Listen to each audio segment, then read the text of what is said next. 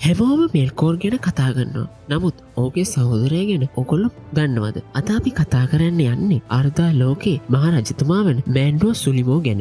මෑන්වේ යනු වැලෑර් දෙවතවුන්ගේ නායකයයි. ඔහු එරු එලියුතාරට වඩාත් සමීප ඕගේ අරමුණු හොඳින් තේරුම් ගන්නා තැනැත්තා ලෙස සැලකෙනවා. ඔහු ගුවන් සුලංසා වලාකුළුවල අධිපතිවරයයි. මෑන්වේගේ බලය ඕකෙන් නමටත් එක්වෙනවා. සුලිමෝ කියන්නේ ආශ්වාස කරන තැනැත්තා කියන එකයි. මෑන්වෙන් ජීවත් වන්නේ ලෝකයේ උසම කන්දවන ටනී කෙටිල් මුදුනේ. එතනි ඔහුට මුළු ලෝකෙම දකින්න පුළුව. ඕගේ ආදරණීය බිරිඳ වන්නේ තාරකාවන්ගේ දේවතාවිය වන වරදායි. පරිමිටගෙන ඒම සඳහා ඔහුට විශ්වාසවන්ත රාජාලින් සිටිනු. මෙල්කෝගේ සහෝදරයා මැන්වේ වුවත් ඔහු සෑමවිටම සාධාරණකම කරුණාවසා ලෝකය යහපත වෙනුවෙන් පෙනී සිටිය. ඔහු අර්ධාහි සාධාරණ හා දායනුකම්පිත රජුයි. මෙල්කෝර්ගේ නපුරට එරිවෝ සටන් කරමින් ඔහු අර්ධාව පාලනය කළා. ලෝකයේ සමපරතාවේ ආරක්ෂා කිරීම ඕගේ ප්‍රධාන කාර්ය වුණා.